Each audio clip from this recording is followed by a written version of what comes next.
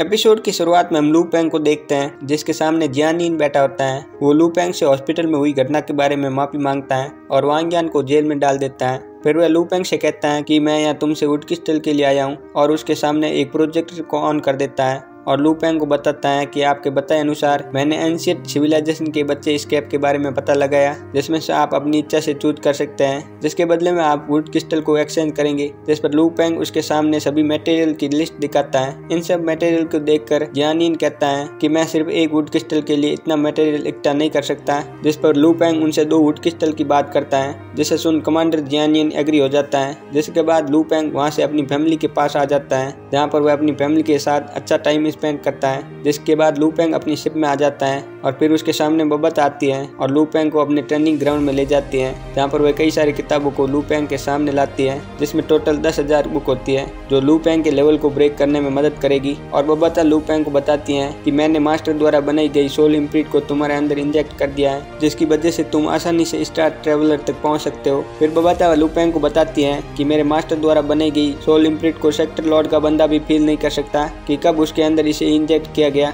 इसके बाद वह लू पेंग को कंट्रोलर और इल्यूजन का मैनुअल देती है और कहती है कि तुम्हें इसके बेसिक को मास्टर करना होगा क्योंकि तुम जब यूनिवर्स लेवल में जाओगे तो तुम्हें बॉडी स्ट्रेंथ, विल पावर और स्पीड तीनों की जरूरत पड़ेगी। जिसके बाद बबता लू पेंग को बुक पढ़ने को कहती है। तभी लू पेंग को एक सोल इम्प्रिंट के रिलेटेड बुक दिखाई देती है जिस पर बबता कहती है कि इस बुक का यूज करके मास्टर 9 अनडाइन बिंग को कंट्रोल करते थे। अब इन चीजों के मिलने से लू पेंग काफी ज्यादा खुश हो जाता है। फिर बबता बड़े ही प्राउड से कहती है कि इन बुक्स को पाना काफी ज्यादा मुश्किल है लेकिन अब मेरे मास्टर नहीं रहे इसलिए अब से ये सारी किताबें तुम्हारी हैं। लू पेंग वहीं बैठकर कल्टीवेशन करने लगता है और 3 घंटे बाद सोल इम्प्रिंट अपने लास्ट स्टेज पर पहुंच जाती है। वहीं हमें लू पेंग की कॉन्शियसनेस को दिखाया जाता है जिसके अंदर एक जगह से कई सारी पावर निकलने लगती है जिससे कि लू पेंग को काफी ज्यादा पेन होने लगता है और कुछ टाइम बाद उसके अंदर से निकलने वाली पावर का रंग व्हाइट से डार्क होकर छोटे से प्लेनेट में बदल जाती है। फिर बबता कहती है कि तुम अपने मकसद में कामयाब हो गई क्योंकि एक नॉर्मल स्पीड रीडर मूल प्लेनेट के सीक्रेट को सहन नहीं कर पाते लेकिन तुमने बड़े ही आसानी से इसे कंट्रोल कर लिया।